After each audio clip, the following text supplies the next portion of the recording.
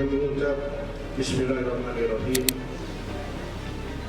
Pada hari ini Jumat 2 Agustus 2024, turnamen ekspor tingkat pelajar dan mahasiswa tahun 2024 secara resmi saya nyatakan dibuka.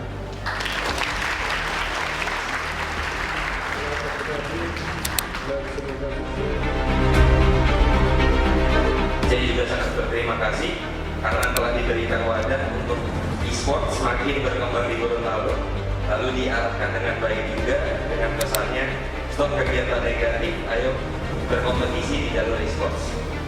Saya berharap kedepannya e-sport di Gorontalo semakin dikenal lagi dan semakin berjaya hingga dapat menghadirkan banyak calon-calon e-sport profesional yang dapat